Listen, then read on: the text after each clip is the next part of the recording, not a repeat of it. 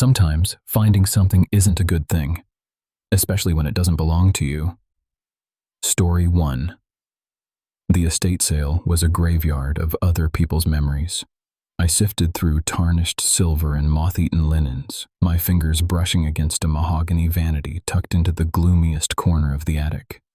Propped against the mirror was a Polaroid camera, its casing cracked, smelling faintly of ozone and rotted lilies. I bought it for $5. I should have left it in the dust. That evening, I sat in my living room, fiddling with the rusted shutter mechanism. It clicked, a wet, mechanical sound, and the camera spat out a square of film. I waited, watching the gray chemical haze slowly resolve into an image. It wasn't my living room. It was a bedroom I didn't recognize, dark and claustrophobic, with peeling floral wallpaper. In the center of the frame stood a tall, spindly figure, its back to the lens. Its limbs were too long, jointed like a spider's, and it wore a dress that looked like a shroud. A chill crawled up my spine. I looked around my quiet apartment, half expecting to see the corners stretching. Nothing, just the hum of the refrigerator. I took another photo, aiming at the darkened hallway. The camera whirred, struggling to process before ejecting the film. This time, the figure was closer.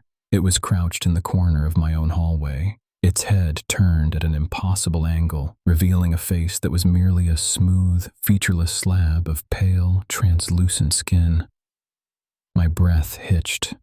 I scrambled back, clutching the camera like a shield. I wanted to smash it, to throw it into the trash and never look back, but a morbid, hypnotic gravity held my hand. I aimed the lens at the bedroom door. Click.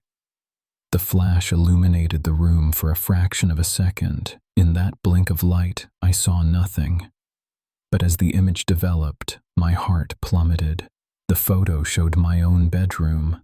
I was in it, sitting on the edge of my bed, staring blankly at the floor. Standing directly behind me, its elongated, needle-thin fingers hovering inches from my neck, was the creature. It wasn't in the room, it was in the photo. It existed in the silver emulsion, a parasite trapped in the gelatin, waiting for the shutter to open just wide enough to slip through. A soft, scraping sound drifted from behind me. It sounded like dry parchment dragging against the floorboards. I looked at the final photo in my hand.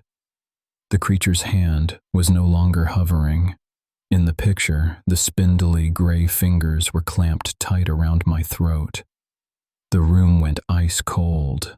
The air grew thick with the smell of rotted lilies. I felt a pressure against my neck, cold and sharp as glass, and realized, with a final, jagged breath, that the camera didn't just take pictures. It invited the subjects in. I looked into the lens one last time, and for the first time, the creature looked back. Story 2. The box was buried beneath a rotted floorboard in the attic of my new home, wrapped in oilcloth that smelled of ozone and wet earth. It was a heavy blackened silver music box, its lid embossed with a weeping eye. I'm a sucker for antiques, a professional habit, but there was something about the weight of it that made my palms sweat. When I finally pried it open, there was no tinkling lullaby. Instead, it emitted a low, rhythmic grinding, like teeth chewing on grit. Inside, nestled on velvet turned to gray rot, sat a collection of human teeth. Not porcelain, not bone, but ivory white teeth, each one still tethered to a sliver of preserved blackened gum. I should have thrown it out. I should have burned it. But the curiosity of a collector is a disease, and mine was terminal. I set the box on my nightstand. That night, the grinding stopped, replaced by a wet clicking sound. I awoke to the sensation of something cold skittering across my cheek. I bolted upright, swatting at the air, but the room was empty. When I looked in the mirror the next morning, I gasped. My gums were bloodless, pulled tight against my jaw, and my front incisor was missing. There was no pain, just a neat, jagged gap where the tooth had been ripped out by the root overnight. Panic flared, but it was quickly eclipsed by a sickening compulsion. I looked at the music box. It was open. Inside, a new tooth sat among the others, stained with a fresh, sticky crimson. My tooth. I tried to throw the box into the river that afternoon. I cast it as far as I could, watching it sink into the murky depths. I slept soundly for the first time in days, believing the nightmare had been dumped into the silt. But I woke to that same wet, rhythmic clicking. I didn't need to check the mirror to know what was happening. I felt the pressure, the slow, tectonic shift of bone against gum. I reached up and pulled, and my canine came away with a sickening pop. I scrambled to the bedside table, but the box wasn't there.